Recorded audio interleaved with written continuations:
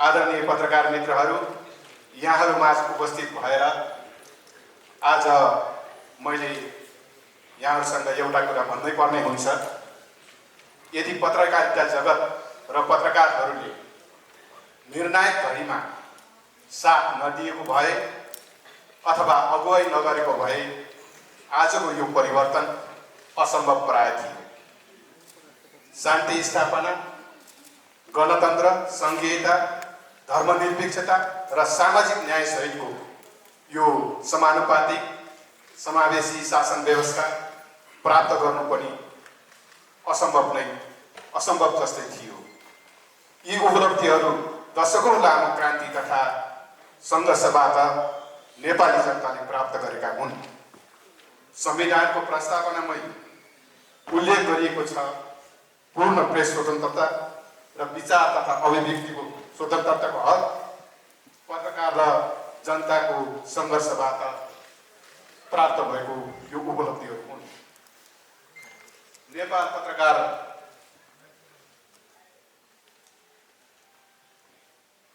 पत्रकार महासङ्घले नेपालको पत्रकारिता क्षेत्रको विकास, श्रमजीवी पत्रकारहरूको अधिकारका लागि मात्रै होइन, सशक्त नागरिक संस्थाको भूमिका समेत खेल्दै आएको छ।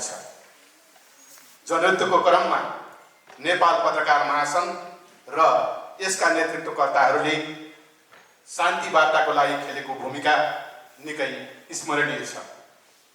गणतन्त्र प्राप्तिका लागि जनयुद्धमा जति बेला म सैन्य नेतृत्वमा थिएँ त्यस समयमा नेपाल पत्रकार महासङ्घले नागरिक स्तरबाट औपचारिक रूपमा नै गणतन्त्रको प्रस्ताव गरेको निर्णय सार्वजनिक गर्दा हामी निकै हर्षित भएको मैले विशेष स्मरण गर्न चाहन्छु। गणतन्त्रका लागि जगाउने नेपाल पत्रकार महासङ्घको यो ऐतिहासिक निर्णयप्रति उच्च सम्मानका साथ महासङ्घलाई म विशेष धन्यवाद दिन चाहन्छु। नेपालको राजनीतिक परिवर्तनका लागि पत्रकारहरूले खेल्नुभएको भूमिकाको म यस अवसरमा मुक्त कण्ठले प्रशंसा गर्न चाहन्छु।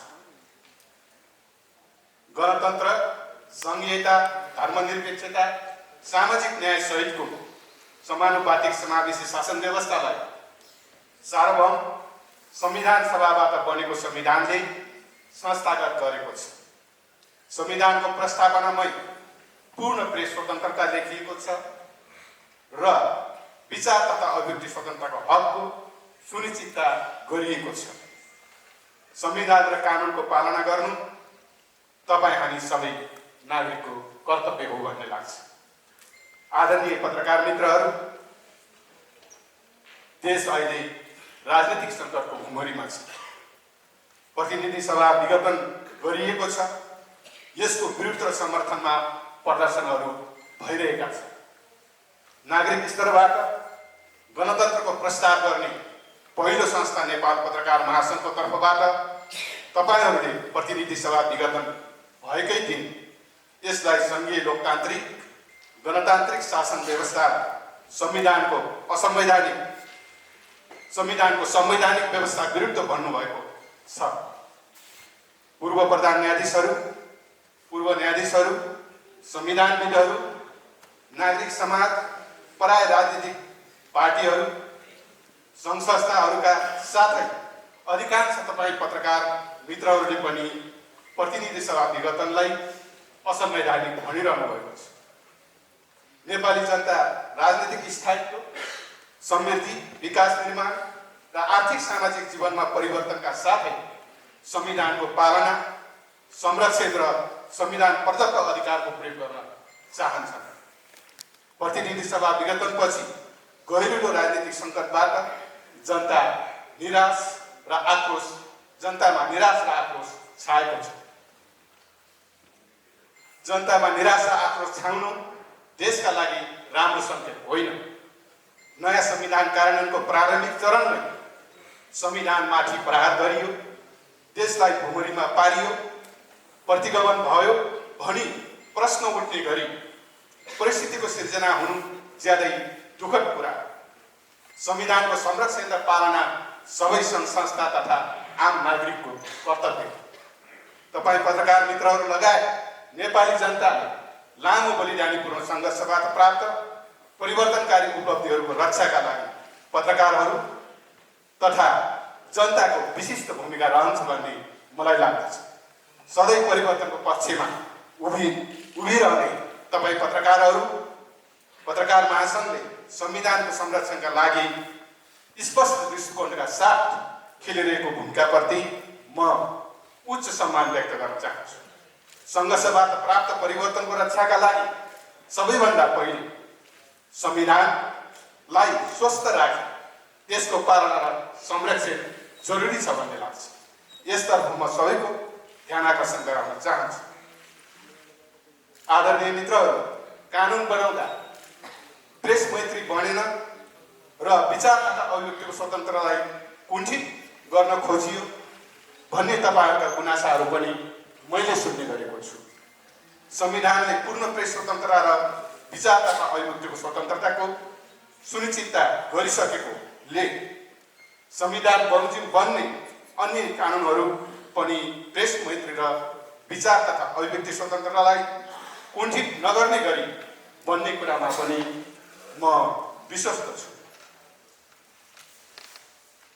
अर्कोतर्फ सार्वभौम सत्ता, भौगोलिक अखण्डता, राष्ट्रियता लगायतका विषयमा सञ्चार जगतले ध्यान दिनुपर्ने कुराहरू संविधानले प्रश्न गरी पारिसकेको छ र पत्रकारहरू आफैले आफ्ना लागि आचार संहिता पनि बनाइएको सन्दर्भमा कानुनहरू प्रेस मैत्री बनाउन म सबै पक्षहरूको पनि ध्यान आकर्षण गराउन चाहन्छु।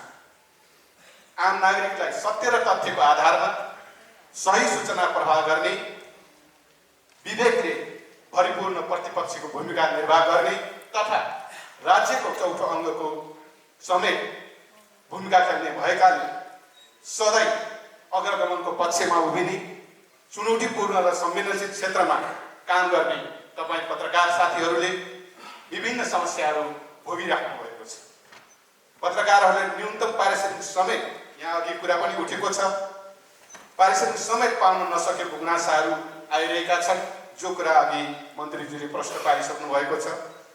पत्रकारहरूले न्यूनतम पारिश्रमिक समेत पाउन नसकेको गुनासाहरू आइरहँदा जनतालाई सूचित गर्दै नागरिक अधिकारको पक्षमा उभिने, लोकतन्त्रको पहरेदारी गर्ने क्षेत्रमा नयाँ पुस्तालाई आकर्षित गर्नका लागि पनि पत्रकारहरूको श्रमको सम्मान हुने व्यवस्थाको सुनिश्चितता गर्न जरुरी छ। म यस अवसरमा श्रमजीवी पत्रकारहरूको न्यूनतम पारिश्रमिक श्रम लागू गर्न र साना लगानीका सञ्चार माध्यमहरूको उत्थानका लागि पनि म सरकारको ध्यान आकर्षण गराउन चाहन्छु। पछिल्ला दिनमा पत्रकारिताप्रति जनगुनासाहरू पनि थपिँदै आएका छन्। सूचना र प्रविधिको युगका कारण नागरिकहरूमा चेतनाको अभिवृद्धि भएको छ र सामाजिक सञ्जालको प्रयोग उच्च छ। पत्रकारिता क्षेत्रमा के भइराखेका छन् भन्ने कुरा नागरिकहरूले तुरुन्तै सामाजिक सञ्जाल मार्फत जवाब दिन सक्ने अवस्थामा जनताहरू पुगिसकेका छन्। हाम्रो पत्रकारिताले कतै विश्वसनीयता गुमाउन थालेको त होइन भन्ने प्रश्न पनि उठ्न खोजेको देखिन्छ। ठुला सञ्चार माध्यमहरूमा पनि कहिलेकाहीँ धर्म छोडेको जस्तो देखिनु, सिद्धान्तबाट डगमगाउन थालेको जस्तो देखिनु, आशाको सञ्चार गर्ने भन्दा पनि निराशा मात्रै बाँडेको जस्तो देखिनु जस्ता प्रश्नहरू जबरजस्त उठ्न थालेको पनि देखिन्छ। मलाई विश्वास छ यहाँहरूले यस बारेमा गम्भीर मनन पक्कै पनि गरिराख्नु भएको छ। यो महाधिवेशनले यस विषयमा समेत छलफल गर्ने मैले विश्वास लिएको छु। पत्रकार मित्रहरू, तपाईँहरू लोकतन्त्रको पक्षमा हुनुहुन्छ। लोकतन्त्रको पक्षमा उभिनेहरूले आन्तरिक लोकतन्त्रमा पनि ध्यान दिनुपर्दछ। नेपाल पत्रकार महासङ्घले पहिलोपटक प्रत्यक्ष निर्वाचन प्रणाली अङ्गीकार गरेर प्रत्येक सदस्यले मतदान गर्न पाउने सर्वाधिक लोकतान्त्रिक प्रणाली अवलम्बन गरेको सुन्दा मलाई ज्यादै खुसी लागेको छ। तपाईँहरूको यो अभ्यासले लोकतन्त्रको उच्चतम अभ्यास गर्ने संस्थाको रूपमा पनि पत्रकार महासङ्घको थप परिचय बन्नेछ भन्ने मैले विश्वास लिएको छु। अन्त्यमा यो भव्य समारोहमा विभिन्न पत्रकारिता पुरस्कारबाट सम्मानित व्यक्तित्वहरूलाई म हार्दिक बधाई दिँदै नेपाल पत्रकार महासङ्घ र महासङ्घसँग आबद्ध सम्पूर्ण पत्रकार मित्रहरूको उत्तर प्रगतिको कामना गर्न चाहन्छु। हवस् त, धन्यवाद, नमस्कार।